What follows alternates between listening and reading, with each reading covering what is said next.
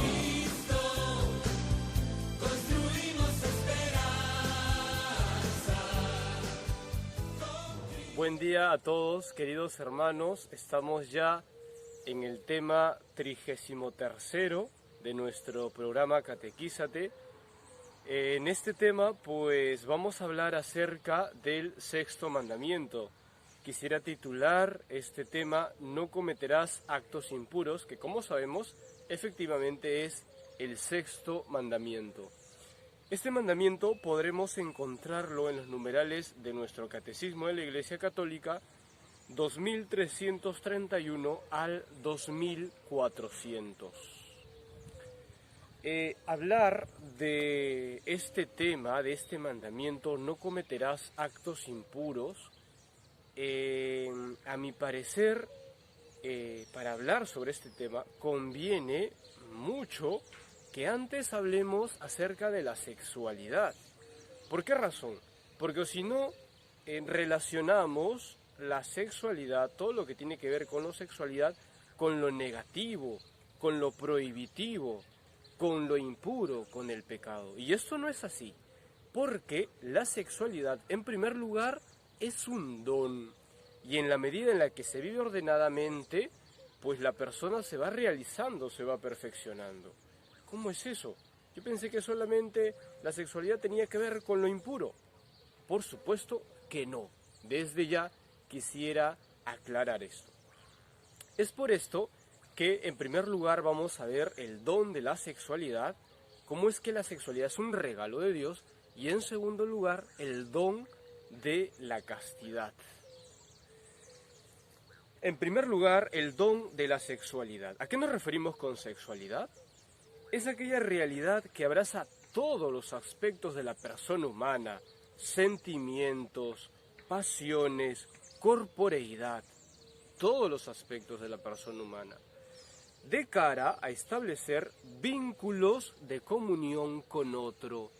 Todo lo que tenga que ver con la persona humana, de cara a entrar en relación con el otro, tiene que ver con mi sexualidad.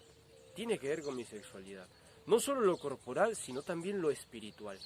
Toda la persona humana, a toda la persona humana, abarca la sexualidad.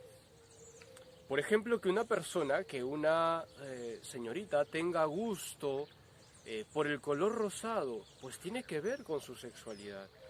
Que un varón le agrade el jugar fútbol, tiene que ver con su sexualidad. Lo corporal, lo físico, lo biológico del varón como de la mujer no es lo mismo, por supuesto. El cuerpo de un varón que el cuerpo de una mujer, obviamente que no es lo mismo, pues la corporeidad también tiene que ver con la sexualidad. De manera que por este don que es la sexualidad, podemos amar, podemos darnos al otro. ¿Por qué razón?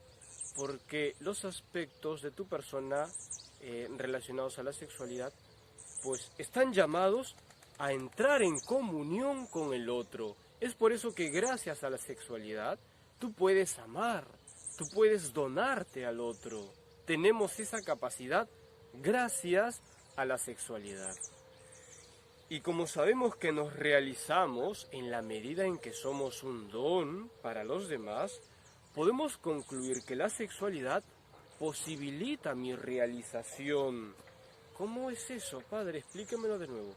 ¿Cómo es que mi sexualidad posibilita mi realización, mi perfeccionamiento, es decir, mi felicidad? Porque claro, si la sexualidad se te ha dado como un don para entregarte a los demás, para amar, y tú serás feliz en la medida en la que te entregues a los demás, en la medida en la que ames, podemos concluir que gracias a la sexualidad tú puedes perfeccionarte, tú puedes realizarte en la medida en la que vivas tu sexualidad de manera ordenada. En efecto, queridos hermanos, podemos concluir que la sexualidad es un gran regalo de Dios, es un maravilloso regalo de Dios, porque en la medida en la que tú lo vivas de manera ordenada, pues estás llevando a toda tu persona, estás logrando la perfección, la realización, la felicidad. Bien, pues, ¿y cómo yo puedo vivir la sexualidad de una manera ordenada? Padre, yo tengo estos problemas, padre, yo tengo este desorden. ¿Cómo puedo hacer para vivir mi sexualidad? Que ahora ya sé que no solamente tiene que ver con mi corporeidad, sino con toda mi persona. ¿Cómo puedo hacer yo que mi sexualidad sea vivida de una manera ordenada?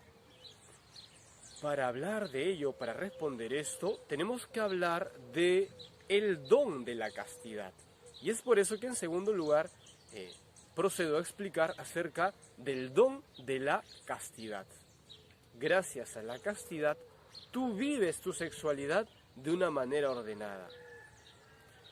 Bien, pues la castidad, enseña el Catecismo de la Iglesia Católica, significa la integración lograda de la sexualidad en la persona. Así de sencillo define el Catecismo de la Iglesia Católica la castidad, el don de la castidad. Porque la castidad es un regalo de Dios. Tú solo no puedes vivir tu sexualidad de manera ordenada. No podemos vivir. Solamente en la medida en la que recibimos ese don, y por tanto hay que pedírselo a Dios, podremos vivir la castidad, es decir, tu sexualidad integrada en tu persona, en toda tu persona. Pues qué bello es encontrar una persona que vive su sexualidad de manera ordenada. ¿Te das cuenta? Vive de una manera integral, vive de una manera, pues como que todo en él está ordenado. Es que es esto, la sexualidad permite esto a la persona humana. La castidad es vivir aquel don de la sexualidad de manera ordenada, libre, auténtica y gozosa. ¿Tú quieres vivir tu sexualidad con estas características? Una sexualidad ordenada, libre, auténtica y gozosa. Pues hemos de pedirle a Dios que nos conceda el don de la castidad. Y esto solo es posible, como he dicho, con la gracia de Dios. ¿Por qué? Porque es un don. Este don es vivido según el estado que cada persona tenga. El don de la castidad es vivido de una manera distinta según si tú eres cónyuge, es decir, casado, según si tú seas religiosa, sacerdote, o que te hayas consagrado de una manera especial a Dios, o si tú eres, por ejemplo, enamorado, novio. La castidad, según el estado, pues se vive de una manera distinta. En general, para todos, tiene que ver con vivir la sexualidad de una manera ordenada. Ahora bien, según el caso, de una manera distinta. En este marco hay que decir que pues podemos hablar de tres tipos de castidad. La castidad conyugal, la de los esposos, la castidad virginal, la de los consagrados, y la castidad en continencia, la de los novios. Castidad conyugal. Están llamados a vivirla, los esposos, expresando su unión en el acto conyugal, viéndose como un don en sí mismo y no como un instrumento de placer, teniendo periodos de continencia. Pues los esposos, por tanto, están unidos por el sacramento del matrimonio. Dios los ha unido, los ha hecho uno. Pues esa unidad que ya son por el sacramento del matrimonio, están llamados a expresarla por medio del acto conyugal.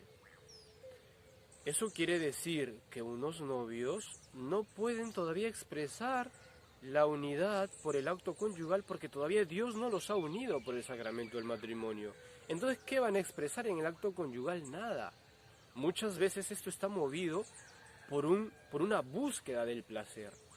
Y esto lleva a tratar a la persona como un mero instrumento de placer. Y eso no lo podemos permitir. Bien, pues entonces la castidad conyugal, como digo, están llamados a vivir a vivir y a tratarse como un don en sí mismo. Los esposos han de verse así. Y para no caer en ver al otro como un instrumento de placer, muchas veces, en muchas ocasiones, tendrán que tener periodos de continencia. La castidad virginal, la de los consagrados, pues los consagrados están llamados a vivir una unión exclusiva y total con Jesucristo. Yo me he consagrado a Jesucristo, yo soy de Jesucristo, mi persona entera le pertenece a Jesucristo. Por tanto, ya no hay lugar para dar mi corazón, mi persona ni nada a otra persona, sino porque ya he dado mi vida entera a la persona de Jesucristo, Dios y hombre verdaderos. Pues la castidad virginal, por tanto, tiene que ver con esta unión total y exclusiva a Jesucristo. Él es el único capaz de saciar, de llenar los anhelos más profundos del corazón humano. Y si ya mi corazón está lleno, ya no busco otra persona, otra actividad, otra cosa para saciar mi corazón, porque ya está saciado en Jesucristo. Pues esto es la castidad virginal. Y por último, la castidad en continencia, que es la castidad propia de los novios. Los novios están llamados a respetarse, a aprender a verse como un don en sí mismo.